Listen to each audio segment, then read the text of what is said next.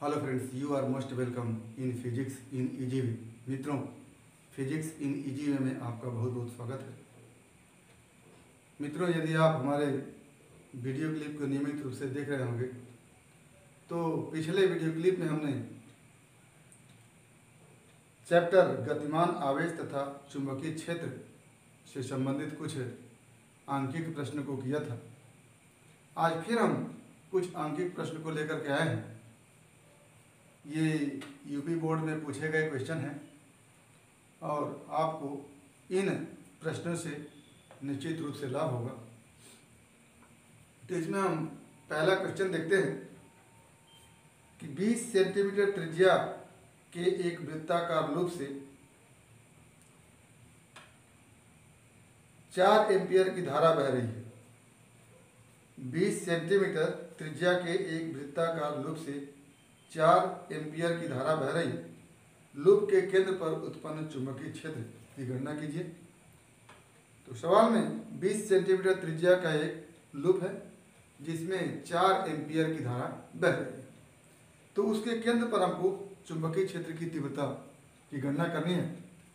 तो सवाल में हमारा है लूप की त्रिज्या r इक्वल टू 20 सेंटीमीटर और इसको हम मीटर बदल के लिख सकते हैं 20 गुणे 10⁻² मीटर। और इस लूप में 4 एम्पियर की धारा बह रही है तो I इक्वल टू लिख देंगे 4 एम्पियर। और लूप के केंद्र पर आपको चुंबकीय क्षेत्र की तीव्रता ज्ञात करनी है। तो ये अगर लूप हो और इसमें 4 एम्पियर की धारा बह रही हो इस तरह से, तो इसके केंद्र पर चुंबकीय क्षेत्र की तीव्रता के लिए जो फार्मूला हमारे पास है वो है μ/2 into I/r equal to b। तो यहाँ से b इक्वल टू हो जाता है आपका म्यू का मान 4 पाई इंटू 10⁻7 होता है। तो म्यू की जगह लिखेंगे 4 पाई इंटू 10⁻7 बटा 2 इंटू I 4 एम्पियर 20 गुणे 10⁻² मीटर। इसको हम हल करेंगे तो यहाँ से 2 2 जा 4 हो जाएगा। तो ये हो जाएगा 4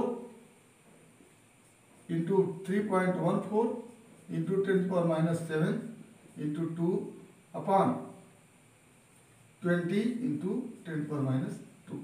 ये -2 ऊपर जा करके +2 हो जाएगा। तो ये यहाँ से 4 5 जा 20 और यहाँ से हमारा बन के आएगा 3.14 इंटू 10⁻7 इंटू 10⁻+2। ये ऊपर जाकर +2 हो जाएगा इंटू 2 अपान 5।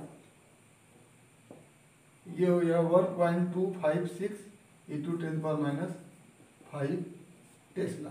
ये आपका आंसर बन के आएगा। तो ये हमारा ये क्वेश्चन रहा पहला। आसान सा सवाल था ये। एक लूप है, उसकी त्रिज्या दी गई है और उसमें धारा प्रवाहित हो रही है। तो वृत्ताकार लूप के केंद्र पर चुंबकीय क्षेत्र की तीव्रता के लिए फार्मूला होता है। इसमें आप μ0 का मान जानेंगे 4 पाई इंटू 10⁻7 होगा और I का मान दिया है और R का मान दिया है। तो इस तरह से ये आपका पहला क्वेश्चन है। दूसरा क्वेश्चन देखते हैं। एक हीलियम नाभिक को 0.8 मीटर त्रिज्या के वृत्त पे पूरी परिक्रमा करने में 2 सेकंड लगता है। वृत्त के केंद्र पर उत्पन्न चुंबकीय क्षेत्र की गणना कीजिए। हीलियम का नाभिक है, हीलियम का नाभिक है और किसी वृत्ताकार पथ पर हीलियम का नाभिक है किसी वृत्ताकार पथ पर जिसकी त्रिज्या 0.8 मीटर है। त्रिज्या कितनी है? 0.8 मीटर है। एक चक्कर पूरा करने में उसको 2 सेकंड लगता है। एक चक्कर पूरा करने में 2 सेकंड लगता है। तो इस हीलियम के नाभिक की आवृत्ति क्या होगी सबसे पहले निकाल लेते हैं। तो आवृत्ति आप लिखते हैं, आवृत्ति बराबर 1 सेकेंड में चक्करों की संख्या।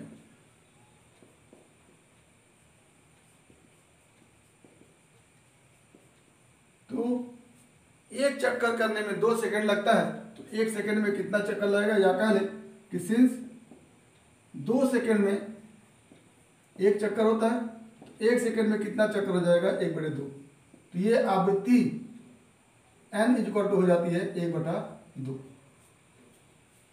ये आवृत्ति हो गई, यानी और आवृत्ति में अगर आवेश से गुणा कर दे तो वो धारा हो जाता है। तो धारा I इक्वल टू लिखते हैं n इंटू ई, जहाँ n क्या है, आवृत्ति है, 1 सेकेंड में जितना चक्कर लगाता है उसकी संख्या है n, और E क्या है, इस हीलियम पर, हीलियम के नाभिक पर आवेश है। तो हीलियम के नाभिक पर आवेश जो होता है वो 2 धन आवेश के बराबर होता है।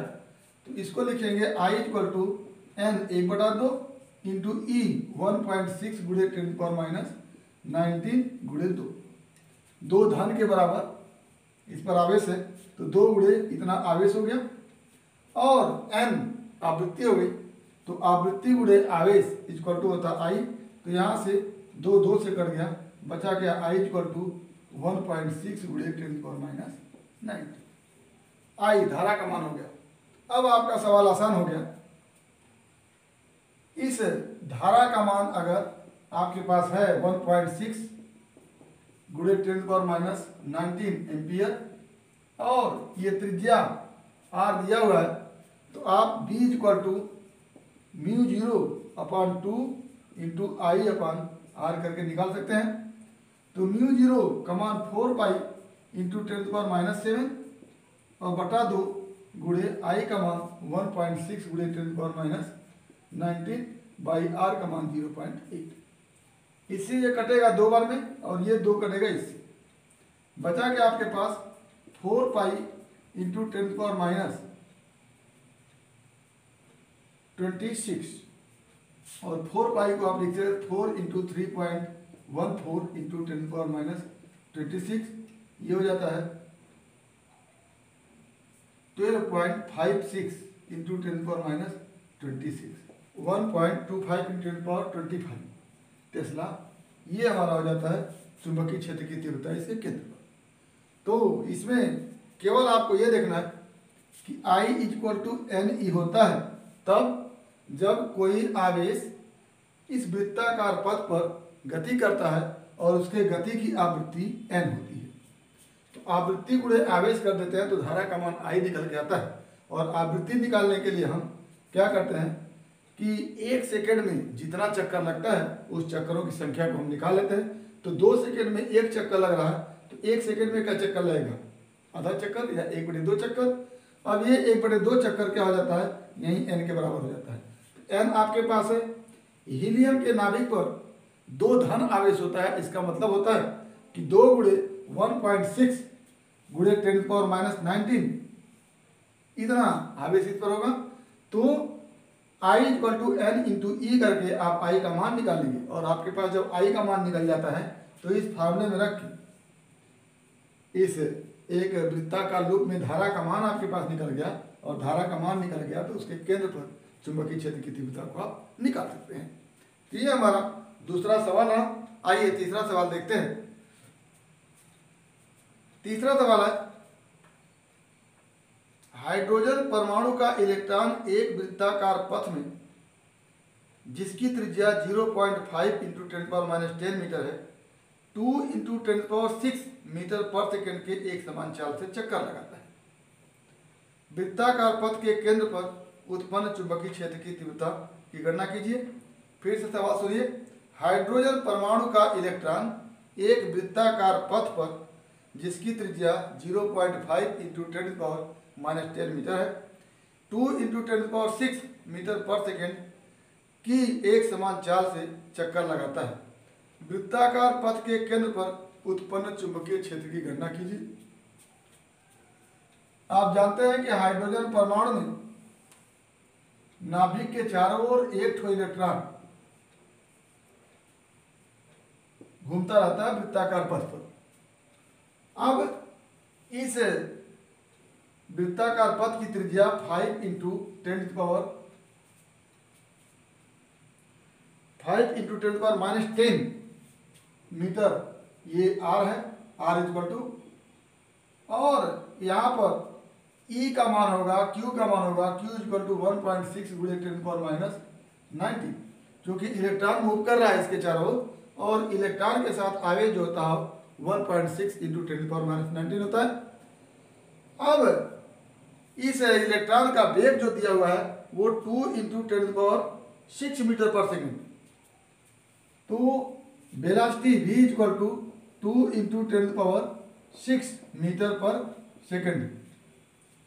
तो यहाँ से आप कभी 11th में पढ़े होंगे कि वृत्ताकार पथ पर गति कर रहे किसी पिंड की आवृत्ति के लिए फार्मूला होता है L इक्वल टू v/2π। ये फार्मूला होता है आवृत्ति n के लिए।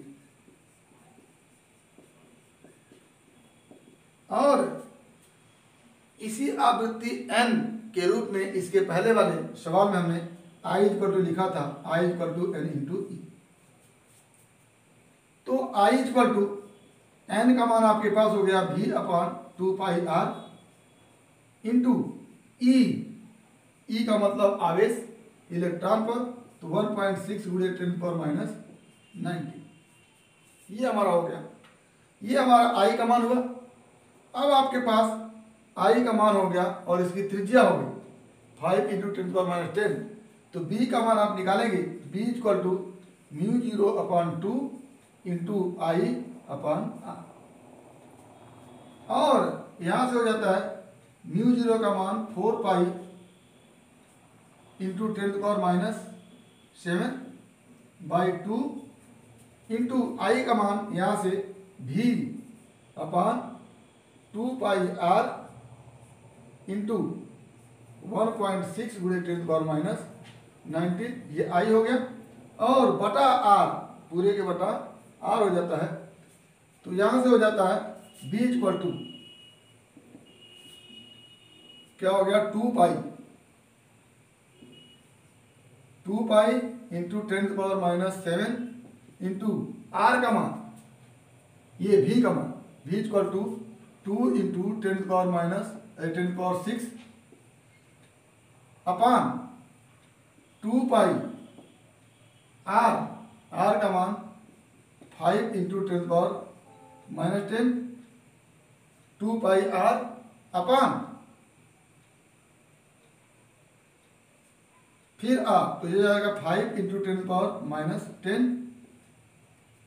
इंटू 1.6 गुणे 10⁻, ये 1.6 गुणे 10⁻90, ये हो जाता है इंटू 1.6 गुणे 10⁻90। यहाँ से आपके पास हो जाता है 19 7 26 और 10 10 20 6 26, ये घातांक पूरे खत्म हो गए। आपके पास बचा क्या, b इक्वल टू 2 इंटू 1.6 अपान 25, 3.2 अपान 25, ये बन क्या जाता है 12 पॉइंट इंटू 10⁻2 टेस्ला, ये आंसर बन के आता है। अगला हम क्वेश्चन देखते हैं। हाँ, तो अगला सवाल है कि एक लंबे तार को चित्र की तरह मोड़ा गया है। यदि तार के वृत्तीय लूप की त्रिज्या 10 सेंटीमीटर हो तथा तार में बहने वाली धारा का मान 10 एम्पियर हो, तो वृत्तीय भाग के केंद्र पर उत्पन्न चुंबकीय क्षेत्र की तीव्रता ज्ञात कीजिए। तो एक तार को इस तरह से वृत्ताकार लूप में मोड़ते हुए इस तरह से आगे ले जाया गया है। इस तार की लूप की त्रिज्या 10 सेंटीमीटर है और तार में धारा का मान 10 एम्पियर है। तो ये धारा ऐसे करके जा रही है तो यहाँ भी 10 एम्पियर होगी, ऐसे मुड़ रही है तो यहाँ भी 10 एम्पियर होगी और यहाँ भी 10 एम्पियर होगी। तो आई का मान सब जगह क्या है, 10 एम्पियर है।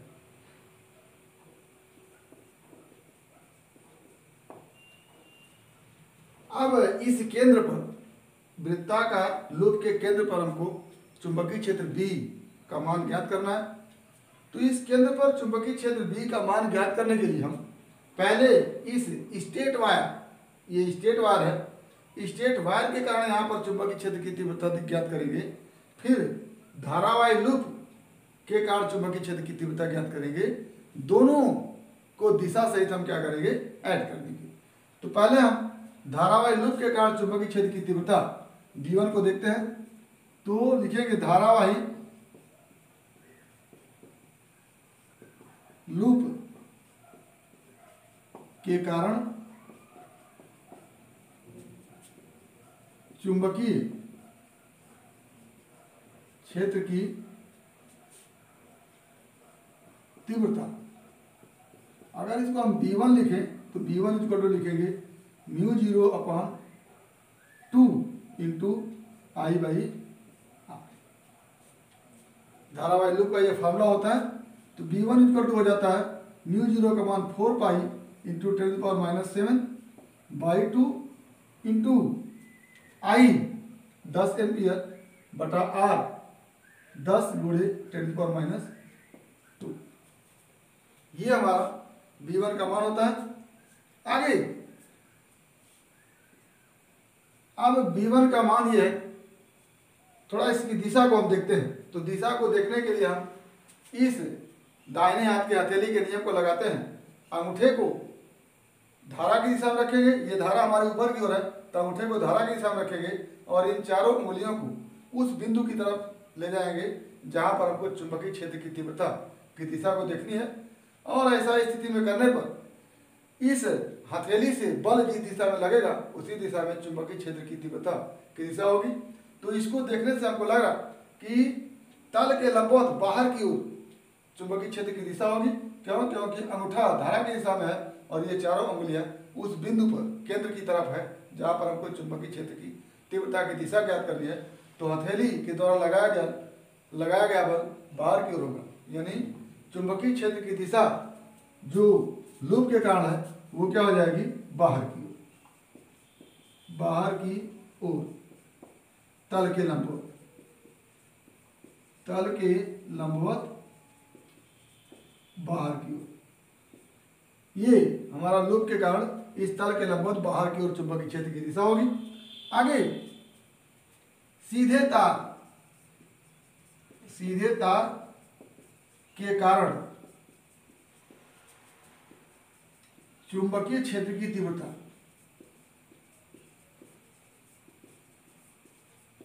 इसके लिए आप फार्मूला जानते हैं μ0/2 pi into I by R।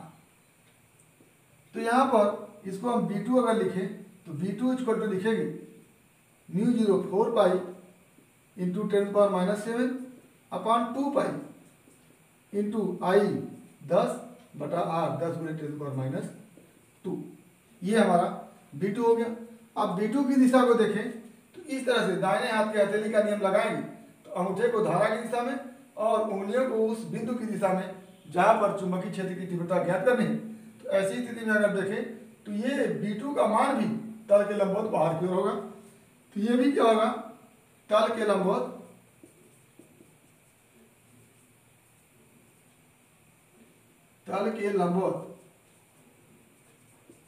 बाहर की ओर। तो V1 और V2 दोनों का मान, दोनों की दिशा तल के लंबवत बाहर की ओर होगी। तो परिणामी चुंबकीय क्षेत्र क्या हो जाएगा,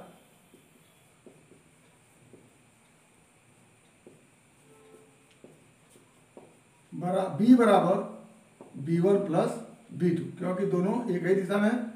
तो B1 प्लस B2 को अगर निकालना चाहेंगे, जोड़ना चाहेंगे तो वो होगा B इक्वल टू B1 का मान 4 पाई इंटू 10⁻⁷ बटा 2 इंटू 10/10 इंटू 10⁻²। और B2 हो जाएगा 4 पाई इंटू 10⁻⁷/2 पाई μ0/2 पाई इंटू 10/10 इंटू 10⁻²। तो यहाँ पर दोनों में कॉमन कुछ है, उसको देख लेते हैं। तो कॉमन हमारे पास है 4 pi into 10⁻⁻7 by 2 into 10/10⁻², 10/10 into 10⁻²। ये कॉमन है। यहाँ से हमारे पास 1 बचेगा और यहाँ से हमारे पास 1/π बचेगा। या 2π अगर कॉमन लें तो 2π अगर कॉमन लेते हैं तो यहां से हमारे पास पाई बचेगा और यहां से बचेगा 1। क्या हो जाता है यहां से 4π 2π कट के 2 इंटू 10⁻²-7 इंटू 10 से कटता है, ऊपर बच जाता है 10⁻²। ये हो जाता है 3.14 प्लस 1 और ये हो जाएगा आपका 2 इंटू 10⁻⁻5 इंटू 4.14 और ये बच के आता है 8.28 गुणे 10⁻⁻5 टेस्ला। ये आंसर बन के आता है हमारा। 5वां सवाल हम देखते हैं।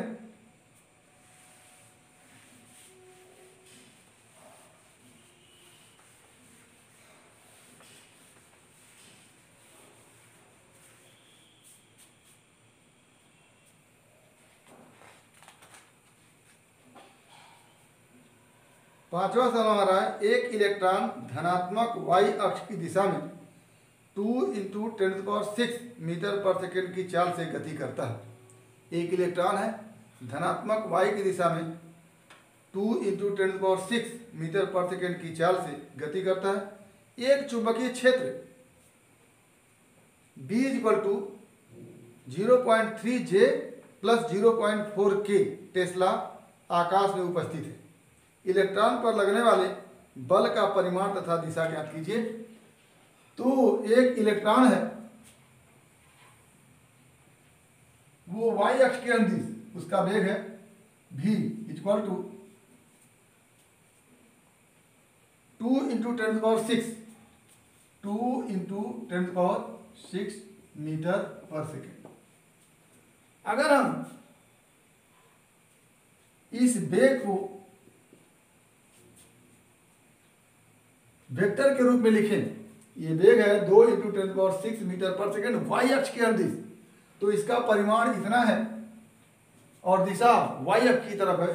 तो दिशा के रूप में अगर v वेक्टर के रूप में लिखे तो v वेक्टर = परिमाण v का 2 इंटू 10⁶ और दिशा क्या हो जाएगी y अक्ष के अनुदिश जो दिशा होती है उसको हम j कैप लिखते हैं। ये वेग हो गया और b का मान आपके पास है 3.3 J 0.3 J प्लस 0.4 की 0.4 की, ये हमारा B का मान है। अब इस पर लॉरेंज बल को हमको ज्ञात करना है, क्योंकि कोई आवेश अगर चुंबकीय क्षेत्र में क्षेत्र के लंबवत दिशा में गति करता है या किसी चुंबकीय क्षेत्र में गति करता है तो उस पर एक बल लगता है जिसको हम लॉरेंज बल कहते हैं और उस बल का मान होता है F = Q into V into B into sine theta. ये इसका परिमाण होता है।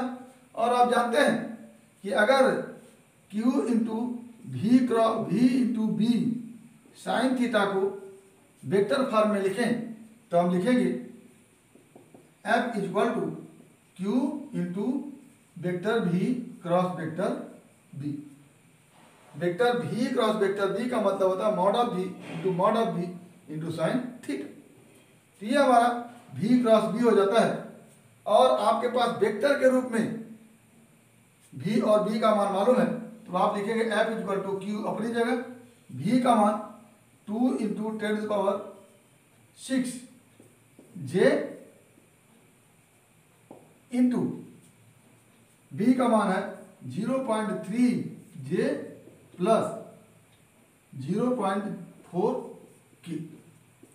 इन दोनों का परस्पर क्रॉस प्रोडक्ट करते हैं तो यहां से हो जाता है Q का मान आप लिख सकते हैं F = Q का मान 1.6 गुणे 10⁻⁹। क्यों? क्योंकि इलेक्ट्रॉन गति कर रहा है तो Q का मान इतना हो गया गुणे 2.2 इंटू 10⁶ इंटू 0.3 इंटू जे क्रॉस जी। इसको हम बाहर रखते हैं अभी। 2 इंटू 10⁶ में 0.3 का गुणा किया और जे क्रॉस जे कर लिया, प्लस 2 इंटू 10⁶ इंटू 0.4 इंटू जे क्रॉस के हमने कर लिया। तो यहां से हमारा बन के आता है F इक्वल टू 1.6 गुणे 10⁻⁻19 अपनी जगह, और ये जे क्रॉस जे का मान होता है मॉड ऑफ जे इंटू दोनों के बीच का कोण, जे और जे के बीच का कोण क्या हो गया, 0। तो जे क्रॉस जे इक्वल टू 0 हो गया। तो यहां से ये फैक्टर क्या हो जाता है, 0 हो जाता है। आप 11th में पढ़े होंगे कि समान लंबकोणीय वेक्टर के बीच क्रॉस प्रोडक्ट जो होता है वो 0 हो जाता है। तो ये हमारा 0 हो गया। अब बचा क्या, 2 इंटू 10⁶ इंटू 0.4 इंटू जे क्रॉस के, ये हो जाता है आई। क्योंकि आई क्रॉस जे इक्वल टू के होता है, जे क्रॉस के इक्वल टू आई होता है, और आई क्रॉस के क्रॉस आई इक्वल टू जे होता है। तो यहाँ पर जे क्रॉस के इक्वल टू क्या हो जाता है, आई हो जाता है। तो आई लिख लेते हैं। अब यहाँ से हम अगर मल्टीप्लाई करें तो 1.6 मल्टीप्लाई 2 मल्टीप्लाई 0.4 क्या हो जाता है, 1.6 मल्टीप्लाई 2 मल्टीप्लाई 0.4 इंटू 10⁻⁻19 इंटू 10⁻⁶। और यहां से बन के आता है 16 32 चौका 128 यानी 1.28 इंटू 10⁻13 न्यूटन। ये हमारा आंसर बन के आता है। ये आंसर हो गया। तो इस तरह से सवाल को हमने किया। इसमें सबसे पहले आपको ध्यान देना है कि अगर वेग y अक्ष के अनुदिश है तो उस वेग का परिमाण तो इतना होगा, लेकिन वेक्टर के रूप में लिखने के लिए y अक्ष के अनुदिश दिशा के साथ हम j कैप लगा देते हैं, और b का मान आपको दिया हुआ, और आगे फॉर्मूला लॉरेंट्ज के लिए q into v into B sine theta होता है, और v into B sine theta को हम वेक्टर v क्रॉस वेक्टर भी लिख सकते हैं। और वेक्टर v का मान आपके पास है और वेक्टर b का मान आपके पास है। वेक्टर v और वेक्टर b के बीच आप क्रॉस प्रोडक्ट करते हैं, और क्रॉस प्रोडक्ट करने के लिए आपको जानकारी होनी चाहिए कि j cross j equal to 0 होता है और j cross k equal to i होता है। तो ये हमारा आई हो गया। यहाँ से अगर हम दिशा को देखना चाहें, ये हमारा हो जाता है 1.28 गुणे 10⁻13 न्यूटन, और यहाँ पर क्या हो जाता है आई कैप, और आई कैप बताता है कि ये जो बल होगा, बल की दिशा होगी x अक्ष के अनुदिश होगी। तो ये हमारा बल का परिमाण और बल की दिशा आई के अनुदिश का मतलब x अक्ष के अनुदिश होगी। तो ये हमारा 5वां सवाल था। इस तरह से हमने आपको आज 5 न्यूमेरिकल क्वेश्चन को दिया है। उम्मीद करते हैं कि इन न्यूमेरिकल क्वेश्चन से आपको निश्चित रूप से लाभ होगा। ये न्यूमेरिकल क्वेश्चन आपके यूपी बोर्ड के एग्जाम में पूछे गए हैं, और इसी तरह के अन्य सवाल भी आपसे यूपी बोर्ड के एग्जाम में पूछे जाएंगे, जिसको आप स्वयं हल करने का प्रयास करेंगे। यदि किसी प्रकार की कोई समस्या होगी तो आप हमारे यूट्यूब चैनल के कमेंट बॉक्स में कमेंट करके या फिर हमारे व्हाट्सएप नंबर पर कॉल करके इस चैप्टर से संबंधित अन्य सवालों को हमसे पूछ सकते हैं। आज हम इस चैप्टर को समाप्त करते हुए अगले चैप्टर की तरफ जाएंगे, जिसको हम अगले वीडियो क्लिप में देखेंगे। तो आज बस इतना ही। यदि हमारा वीडियो क्लिप पसंद आया तो प्लीज़ लाइक करेंगे, शेयर करेंगे, साथ ही हमारे यूट्यूब चैनल को सब्सक्राइब करेंगे, ताकि इस तरह की अन्य महत्वपूर्ण वीडियो क्लिप आप तक पहुंचते रहें और आपके फिजिक्स की मुकम्मल तैयारी होती रहे। तो मित्रों, आज बस इतना ही। आपके भविष्य के लिए एक बार फिर बेस्ट ऑफ लक। धन्यवाद। है।